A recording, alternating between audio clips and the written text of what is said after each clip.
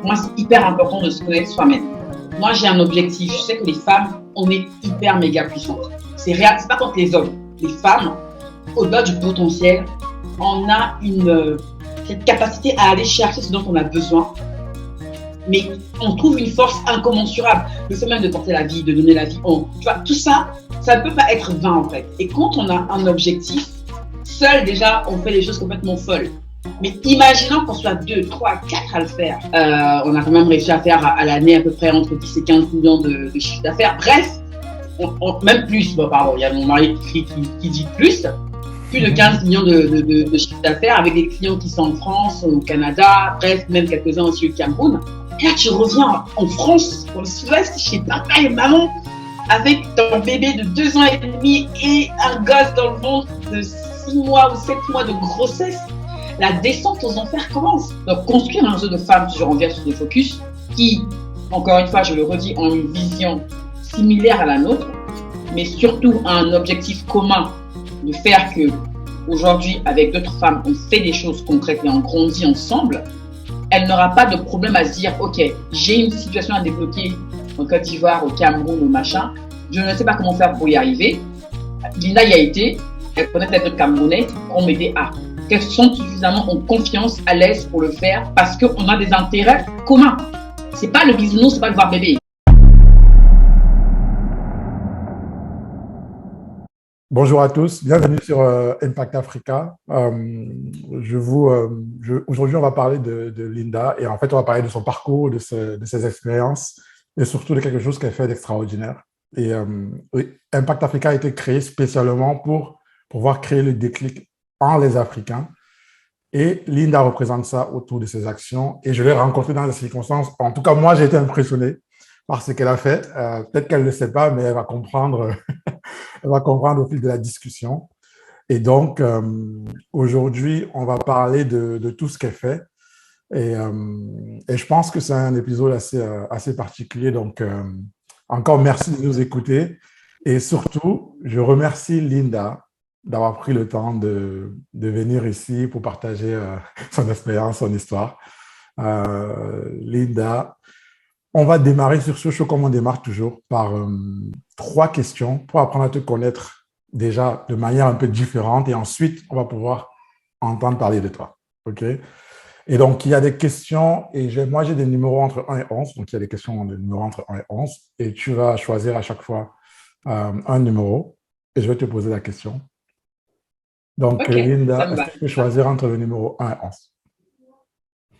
Bah, numéro 2, Numéro s'il te 2. plaît. OK.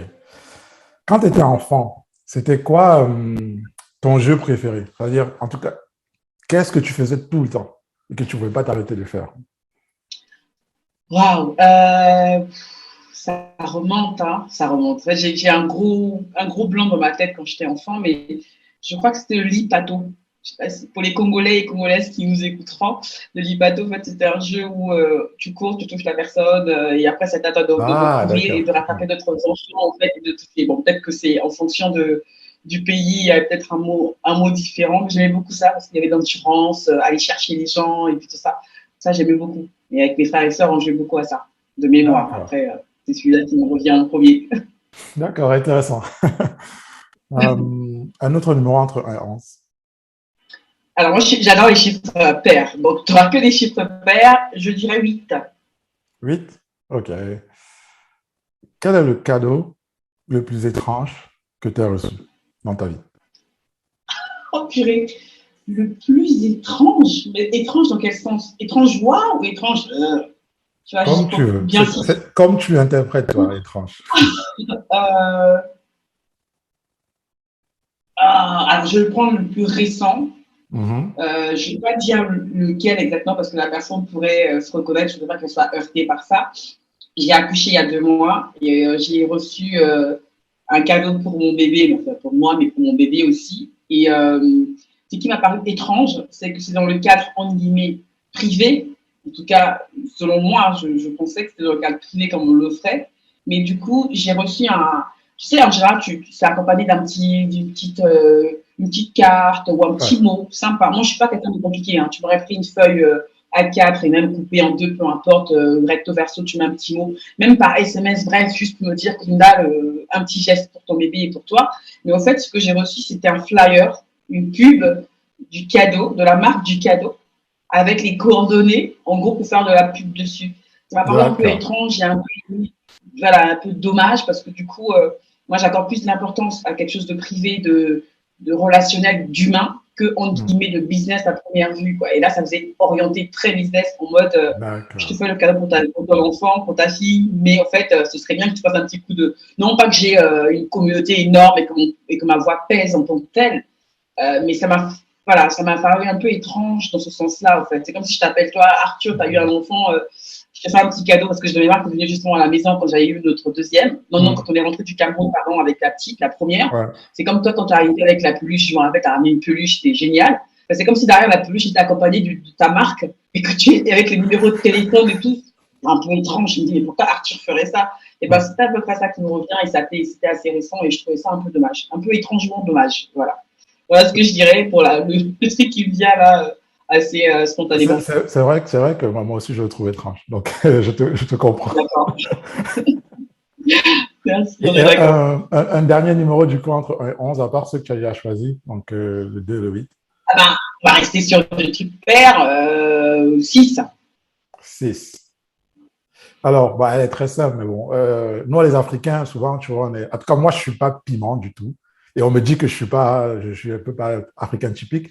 Toi, tu es quoi? Tu es piment fort ou tu n'es pas piment du tout dans ta nourriture? Je ne suis pas piment du tout. Bizarrement, quand je suis enceinte, quand j'étais enceinte de mon garçon, là, j'étais piment. Ouais, bon, c'est vrai que ma femme. Sinon, on ne pas du tout. Bon, après, effectivement, les femmes qui sont enceintes. Des envies bizarres. Okay. C'est sûr, des envies bizarres. Des envies très, très bizarres. J'ai même mangé des pop-corn au poivre, c'est pour te dire. Donc, dès que je fais du pop-corn salé et je mets du poivre par-dessus. Donc, des envies bizarres. Donc, quand je suis enceinte de mon garçon, j'étais piment. Tout ce qui était épicé, il fallait que j'en bouffe. À n'importe quelle heure de la journée, même le matin à 8h, il me fallait un truc au piment. En fait. Le truc surréaliste. En tout cas, merci d'être prêté au jeu. Je pense que j'aime bien ces questions-là.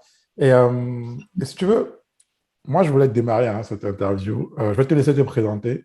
Je sais que tu fais plein de choses. OK. Et en fait, du coup, je vais te laisser te présenter comme tu veux.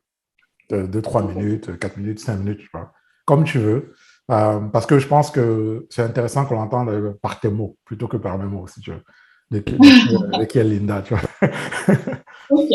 L'exercice toujours un peu délicat de se présenter parce que comme tu dis, on est beaucoup à faire beaucoup de choses et c'est toujours pas évident de le présenter comme seul acte. Mais je pense qu'avec les années, j'ai trouvé au fait comment me définir moi-même déjà et comment me présenter aux personnes qui ne me connaissent pas spécialement encore. Alors moi, je m'appelle donc Linda Kouvoama Motomer. Je me suis mariée donc depuis à peu près 1 an et je suis maman, comme vous l'aurez compris. Et j'ai trouvé moi ma vocation en fait en valorisant la femme. Dans ce rôle de maman et professionnelle. C'est ça, en fait, on dit mon pouvoir.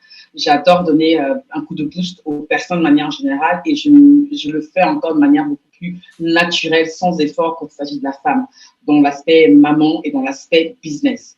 Je suis très orientée business parce que je suis peut-être aussi, je suis de formation académique et professionnelle puriste commerciale.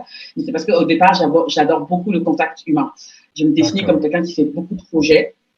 Businesswoman, pas spécialement, je trouve que le mot est un peu galvaudé, mais je pars juste du principe que j'ai un projet qui me tient à cœur, je le fais, et en général, ça attrait beaucoup à valoriser la femme, et valoriser à plus précisément la femme africaine, mais pas que, parce que je reste africaine avant tout, même si je me considère un peu comme une espèce d'hybride africaine. Ouais.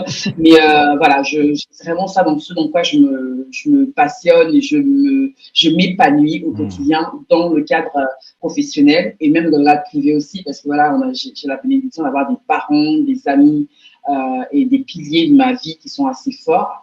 Et donc voilà, tout ça, ça me permet d'avoir un équilibre et de me dire, quand j'ai un projet un peu fou, qui peut paraître fou sur le papier, je ne mets aucune barrière en fait pour tenter de le réaliser. Donc voilà un peu grosso modo qui je suis. Je suis quelqu'un qui fait les choses à 100%, qui réfléchit beaucoup, mais qui passe surtout, avant tout à l'action, parce que c'est l'action qui me permettra de réajuster chacun des projets un peu fous que je peux avoir, mais au final, ça reste des projets voilà. Donc, voilà un peu grosso modo qui je suis. Je sais pas si ça peut déjà donner un aperçu de ce que je peux faire. Mais c'est vrai que depuis 2 ans et demi bientôt, j'ai intégré un média qui s'appelle The Focus avec 2 autres femmes exceptionnelles avec qui j'ai la bénédiction de travailler. J'aime pas dire la chance, hein, donc tu vas beaucoup entendre bénédiction, je crois, Arthur.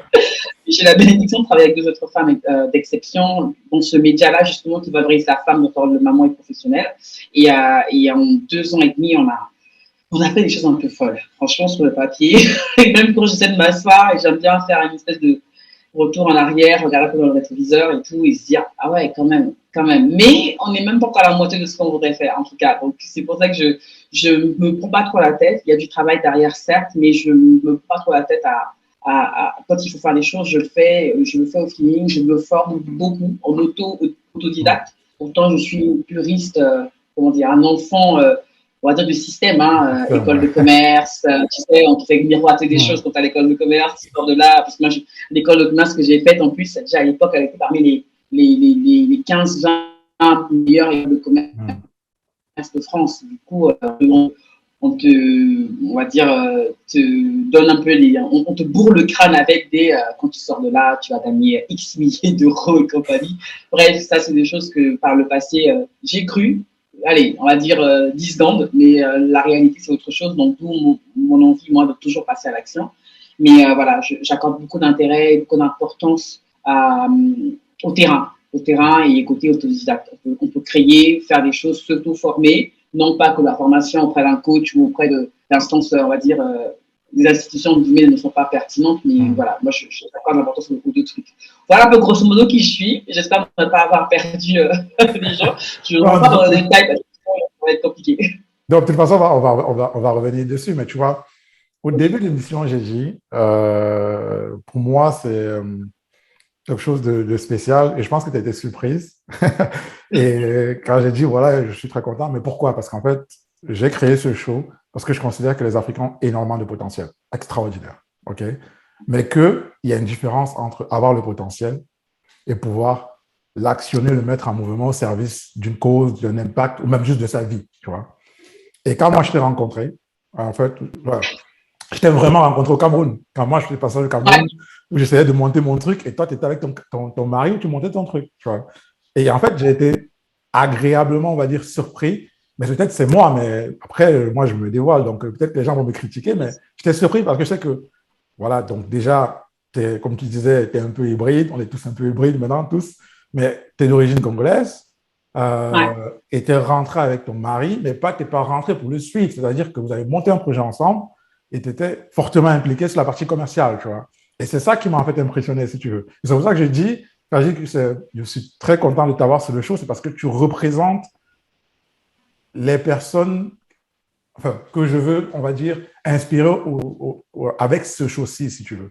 De se dire, il y a des personnes qui ont des rêves, qui ont du potentiel, qui ont des rêves, mais qui, du coup, sont toujours en train de se questionner ou en tout cas de se reposer sur les circonstances atténuantes qui font qu'ils ne le font pas. Parce que pour moi, en tout cas, peut-être que pour toi c'était facile, mais pour moi, quand je t'ai vu, j'ai dit, attends, elle n'est pas d'origine camerounaise, tu vois, déjà. En plus, c'est pas qu'elle vient parce que son mari a pris un poste. Elle ne rentre pas au Cameroun parce que son mari a pris un poste. Ils partent pour en fait démarrer une start-up, tu vois. Et moi, j'ai trouvé ça impressionnant, tu vois. Et c'est vraiment pour ça que je me dis, tu vois, je voulais vraiment t'avoir là. Et c'est par ça que je vais démarrer, moi, en fait, c'est de savoir qu'est-ce qui s'est passé dans ta tête. Comment tu as réussi à franchir? Peut-être que ça a été facile, mais j'aimerais bien, tu vois. Comment tu as réussi à franchir? Parce que c'est bien d'avoir un rêve, c'est bien d'oser, c'est bien d'avoir une vision. Mais pour moi, c'est, tu vois, ta vision et ce que vous êtes allé faire. Je pense que pour toi, peut-être c'était pas. Enfin, je pense que c'était quand même quelque chose, il fallait quand même beaucoup de courage, travailler dans ton mental pour que tu te dises, OK, je ne pars pas en fait au Congo, là, je pars au Cameroun, tu vois. Tu vois, tout à l'heure, quand je parlais de regarder un peu dans le rétroviseur, de se dire, ah ouais, quand même. En fait, je réfléchis beaucoup, c'est vrai. Même, tu connais mon mari, c'est aussi, comme on dit, au pays, un grand silencieur, mais on a ça en commun, nous, tous les deux, c'est qu'on aime l'action. On aime beaucoup l'action. Bon, je ne parle pas pour lui parce que voilà, il est assez grand pour le faire tout seul. mais disons que j'aime bien faire la jeunesse juste de l'histoire. Moi, j'accorde beaucoup d'importance à une thématique, au bout de 100 minutes, je sais pas combien de temps on se parle, à la thématique de la connaissance de soi. Pour moi, c'est hyper important de se connaître soi-même. Et je vais pas faire rentrer trop dans le détail, mais j'ai entamé ce voyage-là vers la connaissance de qui j'étais. J'avais peut-être 20, 21 ans. Je savais à 21 ans à peu près ce que je ne voulais pas être, à défaut de ne pas savoir ce que je voulais être. Donc, je savais où est-ce que je voulais à peu près aller. Et c'est à mes 26, 27 ans que le déclic a été vraiment très fort, très puissant. À 26, 27 ans, je savais où est-ce que je voulais aller et qu'est-ce que je voulais devenir comme femme.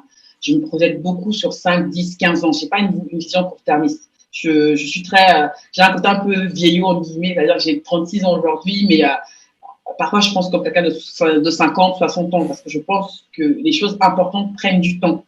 Et les choses importantes aussi demandent une certaine, alors un certain engagement, peut-être d'autres diront que ce sont des sacrifices et tout ça. Bon, chacun mettra un peu le mot qu'il voudra. Et je parle de ça parce que quand, à 21 ans, je savais à peu près ce que je voulais être, le choix du conjoint était pour moi très primordial. Quand je rencontre mon homme à l'époque, j'ai 26 ans, je crois, c'est ça, j'ai 26 ans. Pour moi, la chose principale, au-delà de l'aspect physique, beau, intelligent, machin, bon bref, ça c'est encore d'autres débats, c'était est-ce que ce mec-là veut rester en France, veut rester en Europe, veut rester en France et faire métro, boulot, dodo. Si c'était ça, merci beaucoup, on s'attrape. Vraiment, on s'appelle et puis voilà. Mais j'ai la bénédiction de tomber sur quelqu'un un peu fou, mais même plus fou que moi, j'ai envie de dire, et qui est prêt à aller sur le continent. Et moi, je voulais aller quelque part où je pouvais, à mon échelle, être, comment dire, avoir de l'impact, à mon échelle, à mon niveau.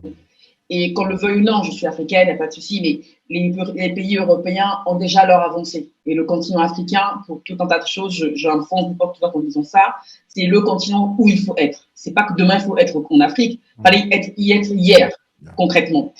Et donc, quand j'ai quelqu'un en face qui me dit, en plus, qui me pose la question, avant qu'on se mette ensemble, Linda, là, je donne quand même des petits secrets du couple, mais en gros, il me dit, Linda, imagine, tu tombes sur quelqu'un avec qui tu es, tout se passe bien, et puis le mec, au bout de X années ensemble, il te dit qu'il veut partir en Afrique, qu'est-ce que tu fais? Et moi, je lui dis, attends, il me respecte, il m'aime, il veut partir en Afrique. Je lui dis, mais son pied, mon pied. Et je lui dis ça, on n'était même pas ensemble, tu vois. Il a juste dit, ouais, bon, une petite comme ça, franchement, à l'époque, j'habitais à Bougival, vraiment le quartier bobo, tu sais, la fille, tu sais, j'ai fait la vie parisienne, quoi, métro, boulot, dodo, soirée VIP ici, là, dans les boîtes, machin. Donc, je crois qu'il a dû me croire à moitié. Il a dû se dire, ouais, bon. Et quand 2 ans plus tard, parce que oui, c'est à peu près 2 ans plus tard, qu'on est sur le point de départ, et qu'on arrive au Cameroun, il dit, ah ouais, non, mais tu l'as fait, quoi. Donc, moi, j'avais déjà cette vision-là de ne pas rester en France. Et le fait que je sache qui je suis, où est-ce que je voulais aller, que j'essayais d'envoyer le message à l'univers, me dire, j'ai besoin d'avoir un conjoint qui a à peu près cette mentalité-là. On se complète. Et je sais pas, moi, je suis très spirituelle aussi. Je crois sincèrement que j'ai eu sur mon chemin cette personne-là qui avait les mêmes attentes que moi. Et Dieu merci, il avait déjà aussi un projet bien plus défini dans sa tête de ce qu'il voulait faire dans l'entrepreneuriat. Et à l'époque, comme beaucoup de couples, j'imagine, en tout cas qui veulent rentrer, c'était en mode, moi je vais d'abord, c'est ça le plan de base qu'on avait, c'était que lui, il y aille d'abord, et moi j'assure notre backup en guillemets ici en France, au cas où ça ne se passerait pas comme prévu. Bon, moi je suis une femme têtue, hein. D'autres dire autre chose, moi je suis très têtue, et je crois beaucoup aux signes. Dans le boulot que j'avais à l'époque, bien payé dans l'IT, on était le partenaire numéro 1 d'Oracle pour la partie Hyperion. Je ne sais pas si tu fais un peu Oracle, je pense que oui, hein, l'éditeur, le leader, tout ça. Donc vraiment une vie de professionnelle vraiment où, voilà, à 27 ans, tu gagnes 2 000, 3 000 euros avec les commissions, parfois même 3 500. Tu n'as pas d'enfant, il n'y a pas de charge en tant que tel. Bref, tu vis bien et on est un couple. Donc à deux, on était pas loin des 5 000 euros. Bref, on avait la vie parfaite sur le papier. Donc pourquoi mettre ça en péril pour partir en plus choqué au pays? Et il s'est passé des choses très compliquées au boulot. Et moi, quand on me pousse dans les retranchements, où en gros, on te fait comprendre un peu à demi-mot que estime-toi heureuse d'avoir ce que tu as à ton âge, fais ce qu'on te dit, et quand on te manque de respect, ah non, moi, le manque de respect, ça passe pas. Tu peux être le pape, je suis désolée, mes parents me respectent, je les adore, je les respecte aussi. Personne d'autre sur Terre ne peut me manquer de respect, quel que soit le montant qu'on me paye. Et ça peut paraître arrogant, hein, les gens qui m'entendent, peut-être je peux l'entendre, mais moi, ça fait la partie des valeurs, de qui je suis. Quand je parle vraiment de la connaissance de moi, je ne supporte pas le manque de respect, quelle que soit la personne que j'ai en face de moi. Et quand j'estime avoir raison de surcroît, aïe, aïe, aïe, vous pouvez même me tuer, je ne démordrai pas, en fait. Et je me suis dit, OK, je vais missionner, je vais partir. Je vais partir. Et mon mari qui disait, tu restes ici, et puis moi je pars, je dis non, on va partir ensemble. Parce que quand j'ai commencé justement à m'intéresser à peu près à l'entrepreneuriat et tout ça, et aux difficultés, moi je pars du principe qu'un couple, déjà dans la vie de tous les jours, privé, on mange les pâtes ensemble, on mange le caviar ensemble. Le côté où toi tu vas souffrir en guillemets seul et que moi je suis plus ou moins à l'aise, on va dire physiquement, matériellement, ça ne matchait pas avec la vie de couple que je me voyais bâtir avec mon homme. En plus, on était vraiment au tout début de notre relation. Je me dis non. Psychologiquement, ça peut être très difficile, aussi bien pour toi que pour moi, mais surtout pour moi. Je ne considère pas moi comme je suis en couple, j'aime quelqu'un et il est loin là-bas à distance et que moi je suis là. Oh non. Mon homme, ça va. Ton pied, mon pied, on y va. Donc, du coup, on a tout claqué. Franchement, en l'espace de 6 mois, 6 à 8 mois, on a rendu l'appart qu'on avait à Château, on a vendu les meubles, on a mis tout dans le carton. Je crois même que Réussite, à l'époque, avait fait une émission. Ouais, c'est il a fait une émission. Dans le carton. On dit non, on y va. Donc, je me suis quittée, je suis partie en de bons termes avec l'ancien employeur que j'avais. Et puis, on a pris nos clics et nos claques, nos économies. On est parti au Cameroun pour aller choquer. Donc, quand tu nous vois, effectivement, ce qui est bien aussi, encore une fois, moi, je crois vraiment au côté spirituel. C'est qu'on est complémentaires. C'est-à-dire qu'on aurait pu ne pas être un couple à la vie, d'un point de vue compétence, on est complémentaires. Lui, c'est tout ce qui est, c'est la tête un peu, on va dire ça comme ça, la tête de l'opération, il réfléchit au projet et tout ça, il me donne, et moi, j'ai un peu la partie communication, marketing et commercial. C'est là où je pense j'excelle le mieux. Et en plus, derrière, il y avait ce côté où on voulait faire les choses pas à pas. On a fait plein d'erreurs, ça c'est sûr. Mais faire les choses pas à pas et chacun a sa compétence. Je n'empiète pas sur les siennes, il n'empiète pas sur les miennes, on se complète, on se booste. Effectivement, bien sûr, j'ai eu une compétence technique parce qu'à l'époque, je contribuais à vendre des projets informatiques. Et lui m'a donné encore plus la piqûre d'informatique dans le sens où j'ai été creuser un peu la partie technique. Je code un peu. Je ne suis pas une grosse codeuse, hein, vraiment. Voilà. Mais lui, il est vraiment dans ça. Il a la partie financière parce qu'il est comptable de métier, mais il est passionné de. Je n'apprends rien. Je dis ça pour les personnes qui nous regardent, mais il est passionné d'informatique. Il est un autodidacte. Il a fait des choses, mais complètement ouf. Et moi, je me chargeais justement quand il m'expliquait d'un point de vue fonctionnel comment ça fonctionne, comment le truc fonctionnait. Moi, je traduis du coup d'un point de vue marketing et communication. Et puis j'allais sur le terrain. Et puis on avait une presse. Donc il a acquis aussi un peu plus des process commerciaux. Et moi, j'ai acquis un peu plus des process techniques. Bref, on se complète déjà d'un point de vue technique, compétences. Au-delà du fait qu'on soit effectivement un couple aussi à la vie, qu'on soit parents et mariés aujourd'hui. Donc voilà. Mais si c'est à refaire, je le referai. Mais si c'est à refaire, je le referai. D'ailleurs, on veut le refaire. Donc, oui, je sais que vous voulez le refaire.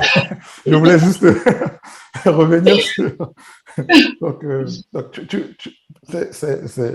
y a tellement de sujets. Enfin, on peut parler pendant des heures. Je veux pas parler pendant des heures, tu vois, mais j'aimerais quand même venir sur travailler en couple. Mais je pense plus du point de vue d'une femme. Parce que toi, derrière, après, tu as créé quand même un média, on va en parler, un média qui est là pour que les femmes se soutiennent entre elles. Mais du coup, dans tous les échanges que tu as déjà eus, est-ce que vous avez eu des échanges sur travailler avec son homme, par exemple, ou faire un projet comme ça avec son homme, tu vois? Et comment une femme, par exemple, aujourd'hui, qui pourrait être dans ce cas-là, pourrait en fait s'en sortir mieux? Quel conseil tu pourrais lui donner si elle veut faire un projet avec son homme? Parce que toi, tu as dit que tu sens pas que tu voudrais pas que ton homme puisse être celui qui travaille beaucoup, dur, ou en tout cas, elle a l'impression de faire des sacrifices, alors que toi, tu le fasses moins, tu vois. Et je pense que peut-être que les femmes africaines n'ont peut-être pas grandi avec cet état d'esprit-là. Ouais. Enfin, je vais le saouler avec ça, mais moi, la connaissance de soi, c'est la base de tout. Moi, je sais qui je suis, je sais où est-ce que je vais aller.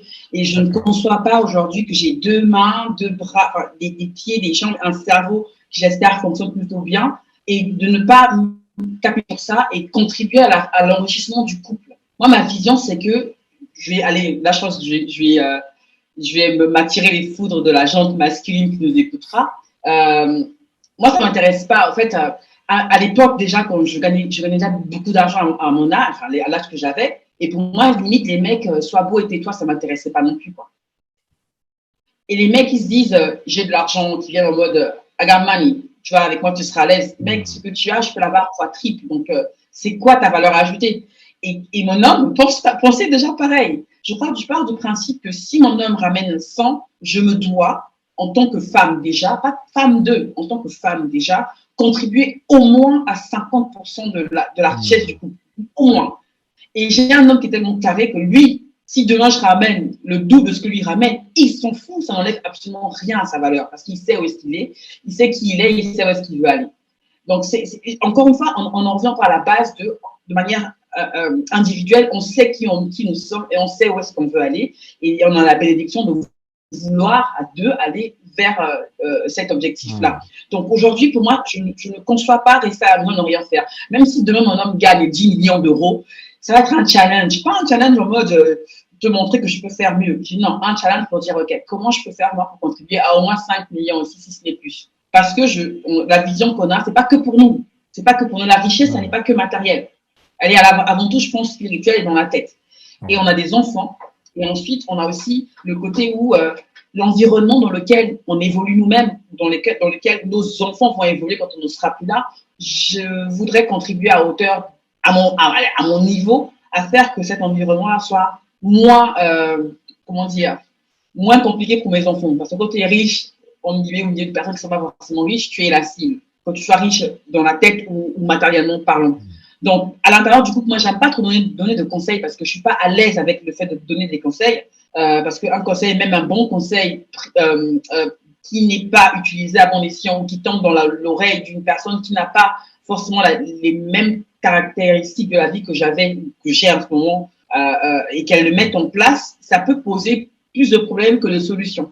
Donc, moi, je suis plus dans le partage d'expérience plutôt que dans le conseil. Et après, en fonction de ce que je partage, la personne, en fonction de qui elle est, de ce qu'elle veut faire de sa vie, pourra piocher ici et là dans ce que je vais dire, si elle trouve ça pertinent, ou dans ce que les autres personnes que tu as déjà eues en interview, que j'ai même regardé, merci pour les liens, et qu'elle pioche ici et là et qu'elle fasse sa petite tambouille interne. Les conseils, je ne suis pas très pour, mais juste se dire que personnellement, je ne suis pas à l'aise avec le fait que je suis à la maison, mon mari travaille et même s'il gagne 50 millions et que je ne fais rien. Non, c'est pas ma personnalité, c'est pas qui je suis au fait. C'est pas demain la veille que je le deviendrai. Je ne le souhaite pas. Je ne suis pas j'ai pas un handicap moteur.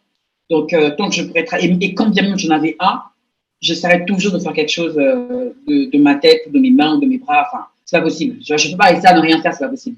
Et dans le couple, quand les gens sont à l'aise avec ça, parce qu'il y a des maris, il y a des hommes qui ne veulent pas spécialement que leur femme travaille aussi, qui sont plutôt en mode reste à la maison et gère les enfants. Nous, c'est très challengeant parce qu'on arrive on essaie de gérer à la fois les enfants et puis le travail en tant que tel. Et c'est pas évident, mais on fait avec. Regarde, là, je te parle, il y a mon bébé qui est en train de pleurer. Il s'est levé pour aller prendre le bébé pour essayer de le calmer, mais je pense que dans ça, lui, il faudra peut-être que je le prenne. Ça m'est arrivé de faire des réunions commerciales au Cameroun avec mon bébé auto ou mon bébé qui t'aide. Ils ne le savent pas, mais voilà, ils voient mon bébé. Pour moi, ça fait partie d'un tout. Je veux dire, la maternité, par exemple, ne m'a pas empêché d'essayer du moins d'atteindre mes objectifs. J'ai fait avec, mais parce que j'ai une personnalité qui fait que. Donc, si je donne le conseil à une dame de ne pas se laisser freiner en par l'enfant, alors qu'elle n'a pas les mêmes conditions de vie que moi, ce ne serait pas un bon conseil. Et j'ai un mari qui n'a pas de problème à prendre l'enfant, à gérer l'enfant quand je ne suis pas là, même quand je suis là. Et est-ce que ce sera le cas? Je ne sais pas non plus. Est-ce que ça pour autant que son mari n'est pas un bon mari? Je ne suis pas très à l'aise, moi, à donner des conseils, mais juste à partager mon petite expérience de vie.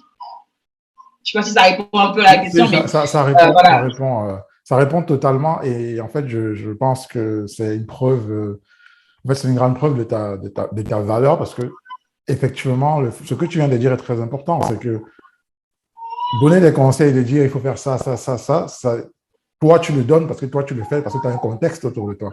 Et tu as raison, c'est pertinent de dire tu ne donnes pas de conseils parce que les personnes ont des contextes différents. Et c'est important que chacun puisse appliquer, essayer et voir ce qui marche pour elle, quoi. Donc, oui, ça répond totalement à la à la question, question. ouais, que je voulais poser. Ça ne dérange pas que je prenne ma petite. Non, Elle sera avec moi, mais elle sera silencieuse. donc, je voulais maintenant aborder un peu ce que tu. Je sais que tu fais les choses pour pouvoir, comme tu as dit, pour la femme, pour pouvoir soutenir la femme qui travaille et dans sa vie personnelle, que ce soit avec sa relation ou dans sa famille. Mais avant qu'on parle de ce que tu fais, je veux savoir comment tu en es arrivé à ça, en fait, à te dire, je vais faire ça, quoi. J'ai envie vraiment d'être aussi une personne qui met en lumière la femme, qui permet à la femme de se sentir soutenue et de se sentir accompagnée. Alors, il y a plusieurs raisons. Il y en a deux premières, deux principales qui me viennent là. Une descente aux enfers qui justement résultait de notre retour en France, parce que l'expérience au Cameroun qui aura duré presque 4 ans, on a fait beaucoup d'erreurs en tant que jeune entrepreneur, j'ai envie de dire, ce qui est normal. Je ne parlerai pas d'échec parce que pour moi l'échec n'existe pas. Disons qu'on a fait, c'est tout un tas d'erreurs et la dernière qui était vraiment, on va dire, la plus grande a été que, enfin, en même temps la plus grande, on a pris un risque de plus.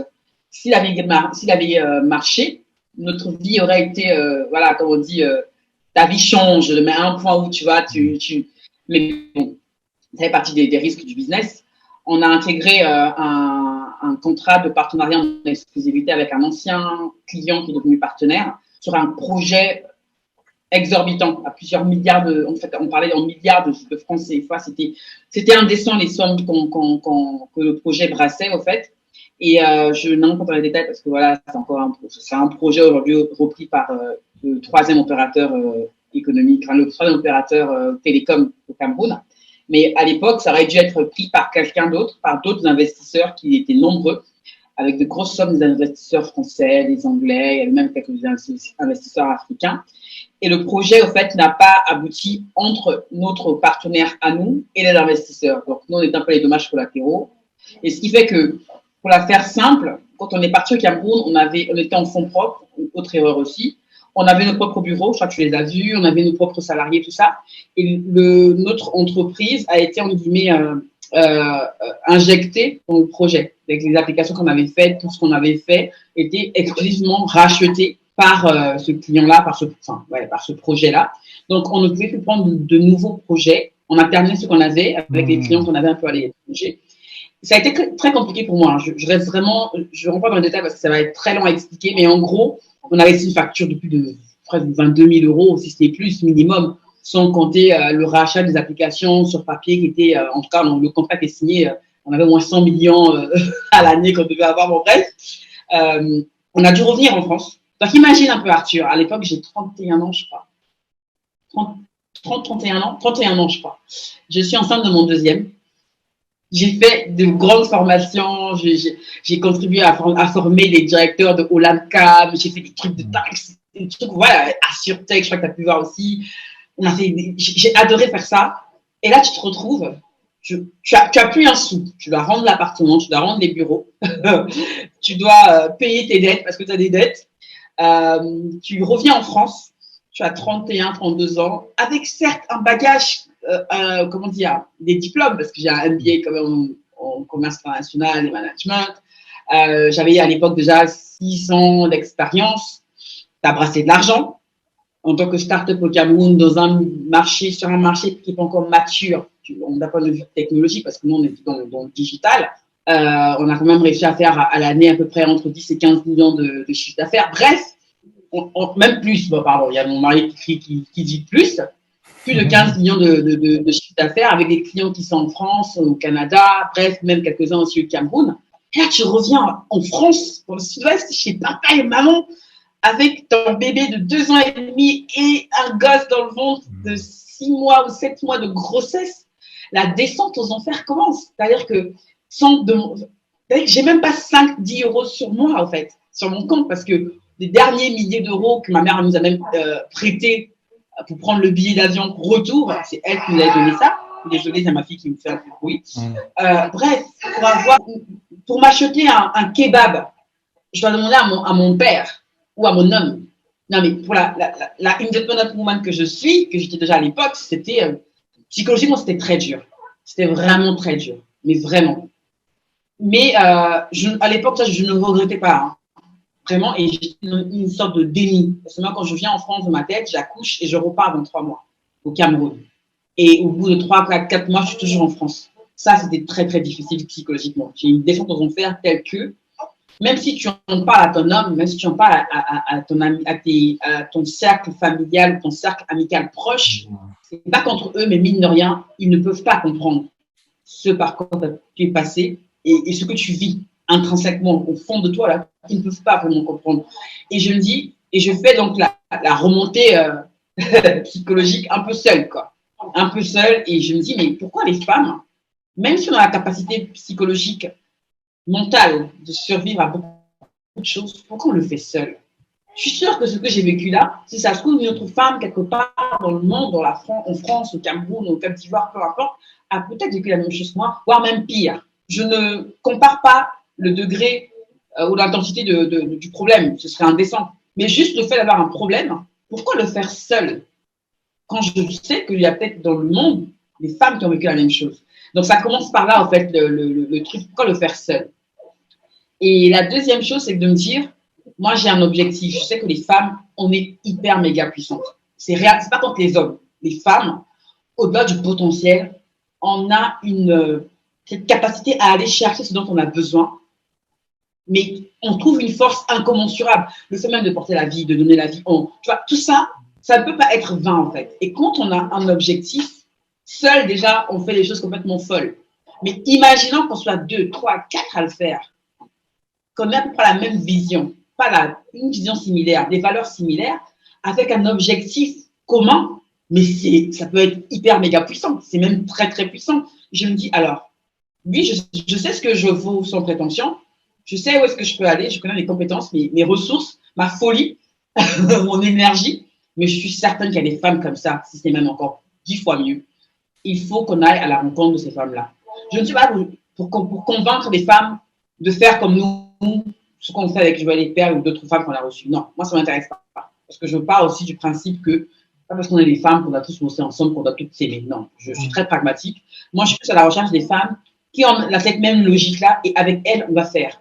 Pas que je dois convaincre de faire, mais qui sont déjà en train de faire, qui ont déjà fait le travail de il faut que je fasse et qui ont commencé des bribes d'action à leur niveau et de se dire, OK, si toi, avec ta capacité financière, tes ressources psychologiques, mentales, tes idées, tu as réussi à faire ça et que l'objectif, c'est le même que le mien, pourquoi le faire séparément quand ensemble, on peut, on va dire, mettre en commun nos ressources pour aller chercher non seulement ce qu'on voudrait, mais peut-être même bien plus que ce qu'on peut atteindre ensemble.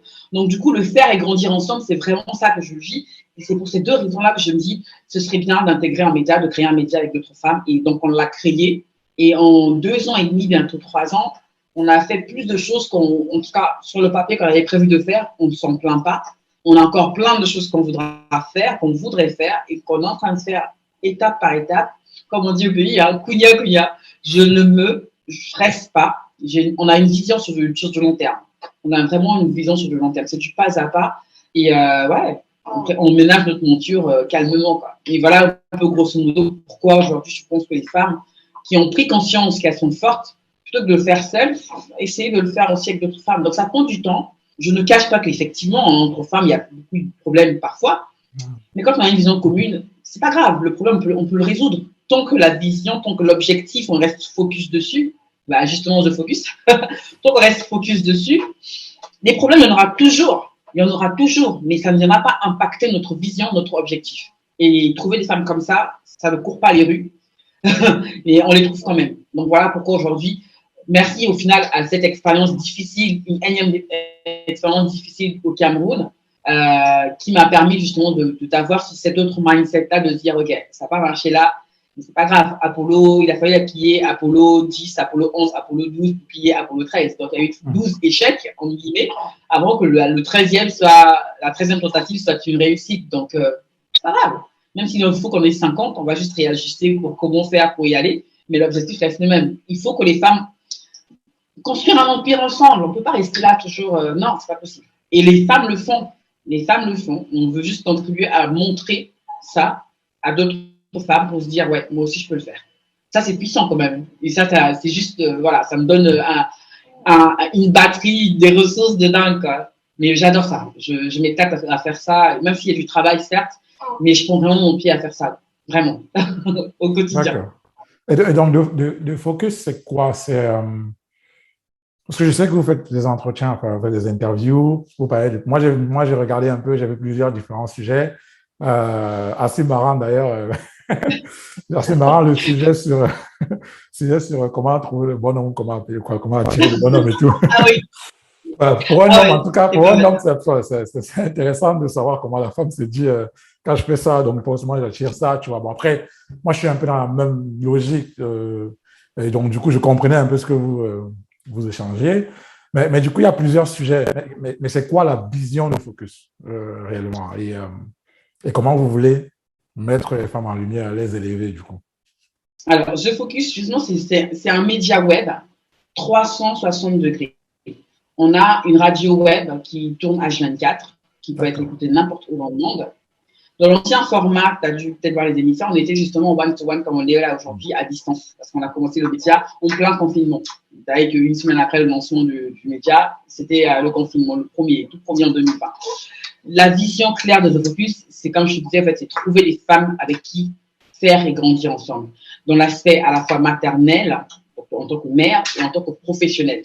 Parce qu'au final, la femme, avec plusieurs casquettes, tant qu'elle n'est pas, en guillemets, alignée avec qui elle est, tant qu'elle n'est pas bien dans son rôle de maman, si elle est mère, ou dans son rôle de professionnelle, elle ne peut pas exploiter à 10 000% son plein potentiel. J'aime pas ces phrases, c'est avec des phrases toutes faites, un peu trop galvaudées, parfois ce mot, mais concrètement, c'est on décuple nos forces quand mentalement, on est bien.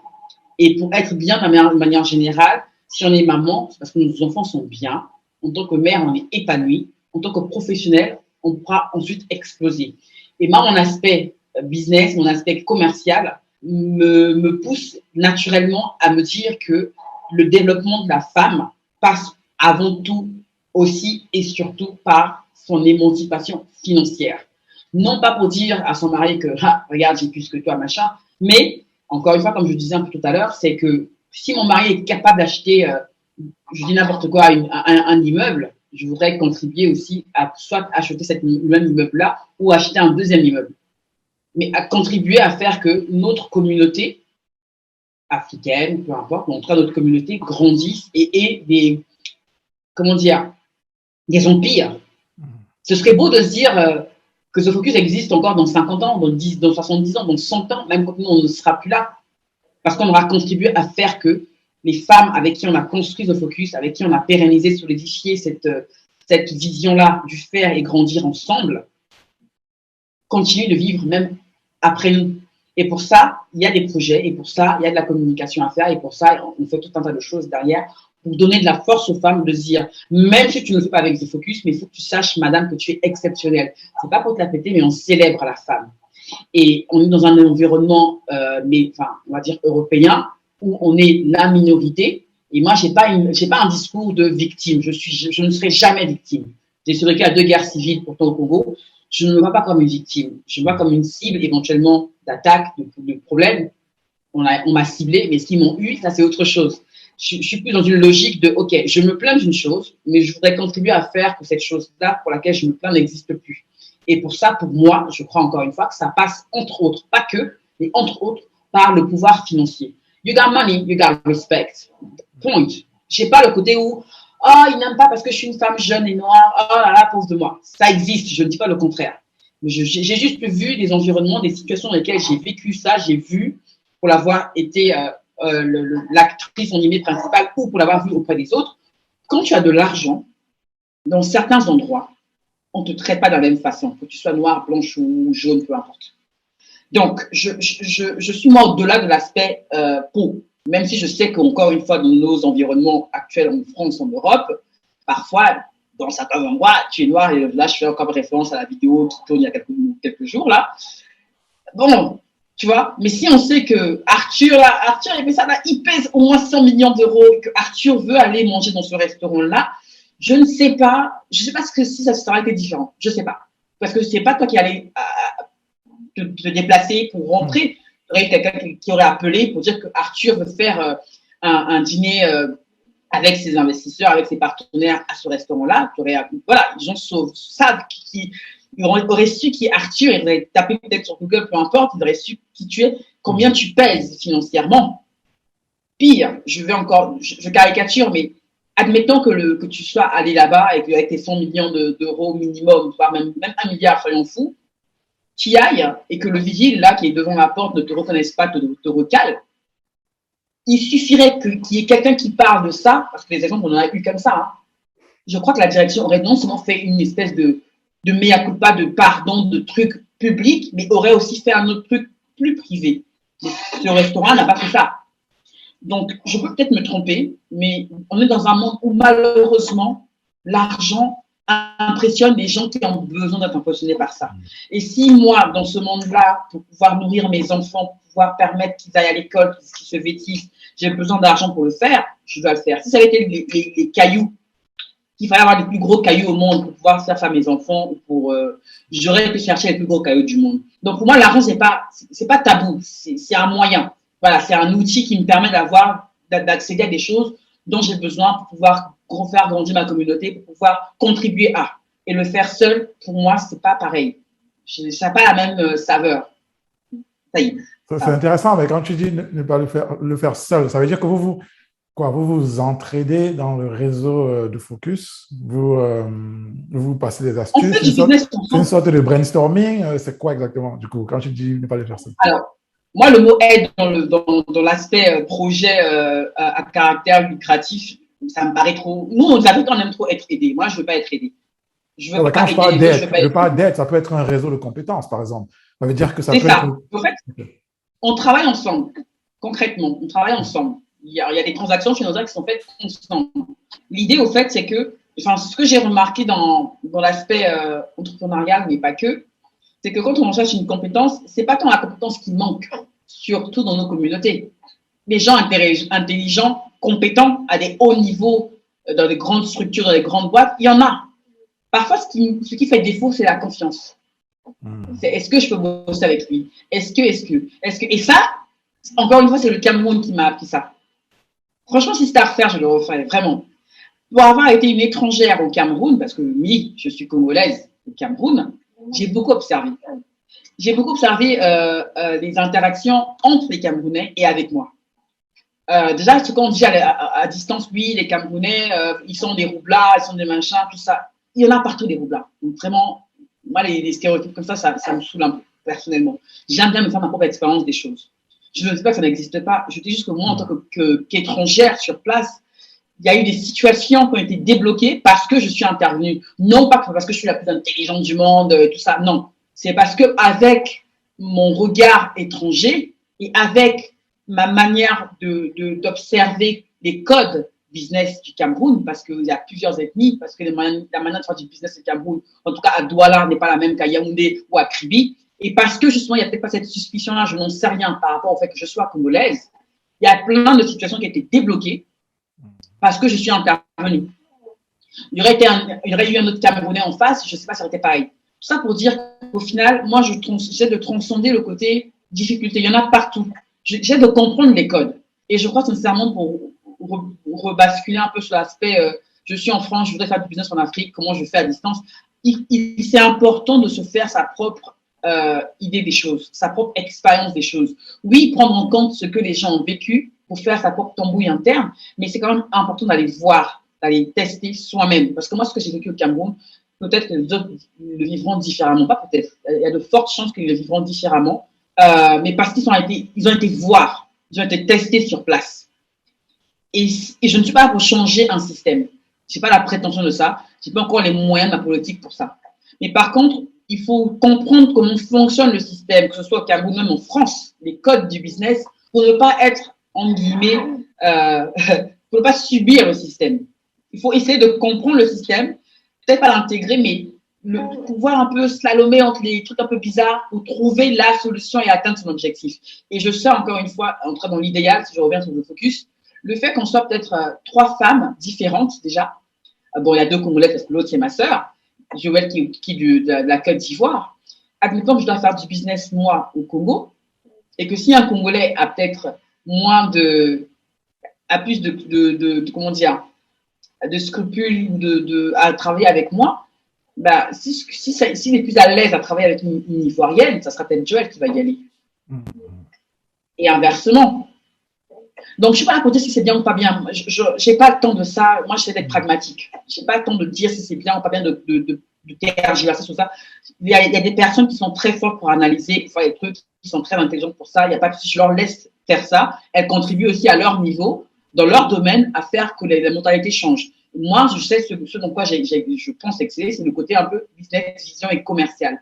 Je sais que si pour atteindre ce contrat-là, la personne en face est plus à l'aise à parler avec un homme de surcroît qui n'est pas camerounais, parce que c'est un Camerounais qui a le projet, bah, je vais trouver un homme ivoirien qui est dans le projet pour aller le faire. Mais nous, on parle des femmes.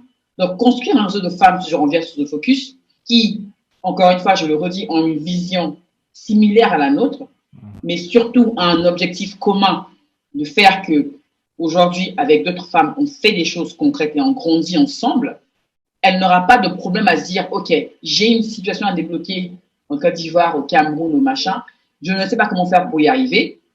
Linda y a été, elle connaît peut-être d'autres Camerounais qui pourront m'aider à. Qu'elles sont suffisamment en confiance, à l'aise pour le faire parce qu'on a des intérêts communs. C'est pas le business, c'est pas le voir bébé. L'entrepreneuriat, c'est pas le voir bébé. C'est pas pour faire un peu à la mode. Non, moi j'ai des cheveux blancs, j'avais pas 30 ans. Quoi. Donc chacun sait pourquoi il y va. Et The Focus contribue à notre échelle à ce niveau-là. Et je terminerai aussi par la partie communication. Désolée. La partie communication, tu es bien placé pour le savoir. Aujourd'hui, la communication, les médias est un outil puissant. Quand on sait comment l'utiliser, quand on arrive à le mettre au service d'une cause que d'autres personnes partagent, ça peut être très, très, très puissant. Et ça prend du temps à monter un média puissant. Et c'est pour ça aussi, on contribue à ça. Et on est dans un environnement européen où voir la femme noire dans une posture plus ou moins positive, ça ne court pas les rues. Malheureusement ou heureusement, ça ne m'intéresse pas. Moi, j'ai vu qu'il y avait peut-être un petit problème. Joël parle aussi. On essaye à notre niveau de le solutionner ça et avec d'autres femmes. Donc, demain, l'idéal, dans 5 ans, dans 10 ans, quand les gens mettront la chaîne, une chaîne en particulier, qui soit en France ou quelque part en Afrique, qu'elles se sentent représentées, ces femmes-là. Qu'elles se disent, oui, j'ai envie de voir des réussites de femmes noires, je mets telle chaîne. C'est un peu l'objectif. Donc, on croise les doigts pour essayer d'y arriver. Wow, c'est puissant. C'est puissant. Je suis désolée, je fais des monologues. Non, mais attends, déjà, t'as pas à être désolé. Déjà, tu choisis la cible que tu veux, le truc que tu veux. Tout le monde le fait. Moi je dis souvent ça à des personnes. On est tous en France maintenant, en tout cas en ce moment. Pour l'instant. Voilà, c'est ça. On sait tous où on veut terminer, mais on sait tous aussi en France. Souvent, les Noirs en France, ils sont désolés de vouloir faire un truc pour la communauté. Ils sont désolés de créer un produit pour les Noirs. Ils sont désolés de... Non, tu ne peux pas être désolé, tu as le droit de choisir ta cible. Tout le monde choisit sa cible. Tout le monde décide d'aider qui veut aider. Personne n'a le droit de venir te dire qui tu dois aider et pas aider. Mais... Ah oui, non. Donc, tu vois, tu n'as pas à être désolé. Si tu choisis d'aider les femmes, moi, je suis très content. Il y a des gens qui vont choisir d'aider que les hommes. Hein. Et voilà. Moi, par exemple, ce show, c'est pour les Africains. Je l'assume. Je l'assume parce que je sais que les difficultés des Africains et je sais que l'Afrique a énormément de leaders en eux, mais soit qu'ils ont peur, soit qui ne savent pas où commencer. Toi, tu réunis des femmes. Il y a sans doute des femmes qui sont dans des difficultés, qui ne savent pas comment s'en sortir ou qui se disent peut-être que d'ailleurs elles acceptent leur sort ou elles acceptent leur situation. Mais une fois qu'elles se retrouvent dans ton réseau, sans doute qu'elles se disent mais attends, je n'ai pas accepté ma situation, je peux aller beaucoup plus loin, je peux trouver des solutions. Donc, chacun fait sa part. Donc, j'étais désolée de faire un monologue, pas d'avoir pris une cible bien précise. J'avais trop parlé, mais effectivement, on a eu droit, bon, plus maintenant, mais on a eu droit à ça au tout début de Focus. C'est comme dit, il n'y a que les Noirs, c'est contre les Blancs. J'ai trouvé ça un peu bête. Ou il n'y a que des femmes, il n'y a pas d'hommes. Le média qui valorise la femme dans son rôle de mère et de professionnelle, on nous reprochait qu'il n'y ait que des femmes et pas d'hommes. Bon, pourtant, il y a quelques hommes. Et on le dit toujours, si un homme est là pour venir promouvoir la femme, on le reçoit sans problème. Mais pour en revenir effectivement au choix, à la cible, nous, la cible, c'est la femme dans son environnement. Donc, le fait que les personnes nous suivent, les 3/4 des personnes qui nous suivent sont plus des noirs, c'est naturel parce qu'on humain, on est noir. Le cerveau, je crois, humain, noir, pas noir, le cerveau humain est configuré pour aller se rapprocher de la personne qui le ressemble. Et c'est pas parce que je fais quelque chose pour les pommes que les oranges n'ont pas le droit de venir. Ça n'a pas de sens. On n'a pas dit que c'est interdit aux oranges. On a dit qu'on se focalisait sur les pommes. Et ça s'est fait naturellement. Donc, on a des personnes qui ne sont pas forcément africaines ou noires, du moins qu'on a reçu en émission. Mais non, moi, je ne suis pas du tout, comment dire, j'ai pas le problème de me dire, oui, on va nous cataloguer communautaire, machin. Chacun fait ce qu'il veut, comme tu l'as dit, chacun voit ce qu'il veut. Que vous soyez noir ou pas noir, si vous promouvez la femme, si vous voulez voir la femme être boostée d'un point de vue maman, enfin son rôle de maman est professionnel et que vous voulez contribuer à ça, vous êtes les bienvenus, mais ne reprochez pas à The Focus. En tant que moi, issu de l'immigration, je parle des problématiques qui touchent à la femme, mais dans ma vie au quotidien, évidemment, il y a des problématiques qui ne touchent pas la femme blanche, parce que on va pas me dire, pour les cheveux, par exemple, tu as fait une coiffure palmier aujourd'hui, Linda, en pleine réunion commerciale du lundi, pour aplanir l'atmosphère, on va dire une petite blague comme ça, qui touche à ma chevelure de African Queen. Et je vais rester là comme ça, ne rien dire. Une femme blanche, non pas que c'est un point de vue intellectuel, elle ne comprendrait pas, mais même si elle le comprend, elle ne peut pas vivre la même chose que moi, puisqu'elle n'a pas ce type de réflexion. Donc voilà, rien pour ça, ça permet déjà aux personnes qui sont un tout petit peu, j'espère, intellectuellement avancées, comprendront que c'est pas contre une communauté ou une population en particulier, mais que c'est important pour nous de parler des problématiques qui touchent notre communauté, en l'occurrence la femme noire en entreprise ou pas que. Voilà, pour essayer un peu de remettre le contexte, mais voilà, moi j'assume en tout cas cet aspect-là et c'est pas contre qui que ce soit, c'est en particulier avant tout réservé, dédié aux problématiques qu'on rencontre les femmes et pouvoir, enfin la femme noire et pouvoir contribuer à les solutionner à notre niveau, encore une fois. Super. Une dernière question. On arrive au bout. Tu en as déjà peut-être parlé, évoqué, mais peut-être qu'il faut que tu le répètes. C'est quoi l'héritage que tu laissais toi? Et on va peut-être se focaliser sur la femme africaine. C'est quoi l'héritage que tu laissais au travers de ta vie, de ton travail, de tes efforts et de tout ce que tu fais? J'aime pas ce mot, mais c'est le mindset. L'héritage que je veux laisser, déjà, je commence avec mes enfants, j'ai 2 filles. Pour la femme, c'est de dire, tu peux réussir ça, quoi. Tu peux le réussir. Ne te mets pas de barrière. Et beaucoup de choses se jouent psychologiquement.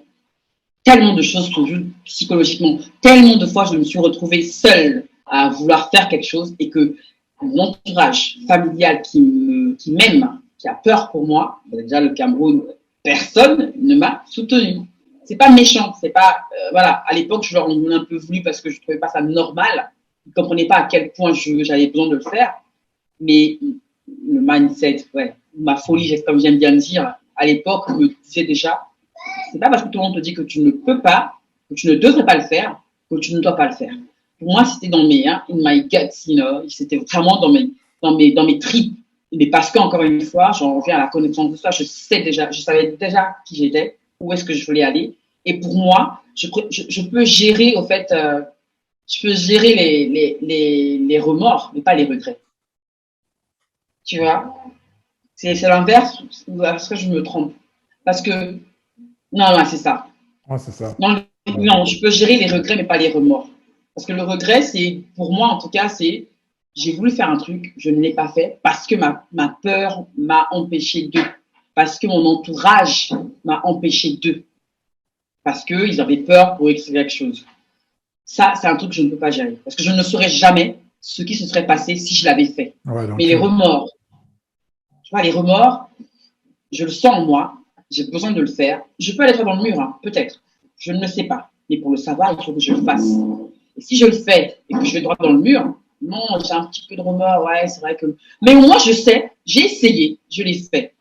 Et dans je ne sais pas combien d'années, si Dieu me prête vie, je ne suis plus là. Je voudrais que la femme africaine qui nous écoutera, donc Internet existera, ta chaîne YouTube existera encore, cette vidéo existera encore, mais que mes enfants, mes filles, en tout cas, même mon fils, ils sont éduqués dans la logique de tu veux faire un truc, c'est important pour toi, l'impact de ce que tu veux faire peut avoir du positif pour les autres, vas-y. Même si tu es seul contre 50 personnes, entre guillemets, vas-y.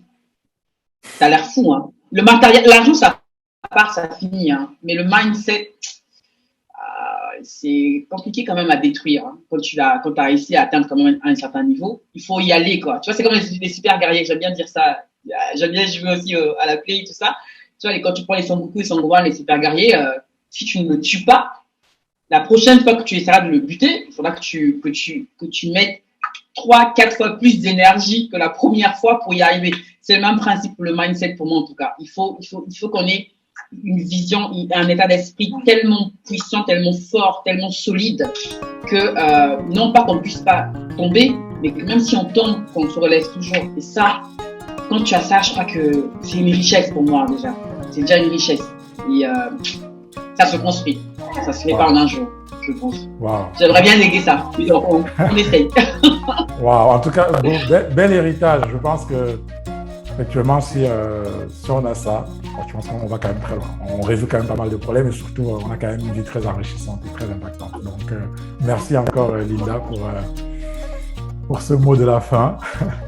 Et merci encore d'être toi et de nous avoir partagé ton expérience, de nous avoir partagé comment tu vois la vie, ton mindset, ton état d'esprit. Et je pense que ceux qui nous ont écoutés, je vais mettre en dessous là les liens vers les activités de Linda, surtout les femmes. En tout cas, moi j'ai écouté et j'ai été impressionné. J'ai aimé déjà le fait que voilà, les femmes se mettent ensemble et échangent et partagent et tout ça, tu vois. Et je pense que vous n'êtes pas les seuls, mais moi en tout cas, ça m'a fait plaisir de voir ça. Et je pense que transmettre cet état d'esprit que tu veux transmettre, cet héritage-là, c'est très important. Et pour les générations futures d'ailleurs, je pense que c'est ce qui a manqué à certaines générations, pas toutes. Nos héros, je pense qu'ils les avaient. Je pense qu'entre-temps, ils se sont un peu perdus là, chez nos dirigeants là, en Afrique. Mais, malheureusement.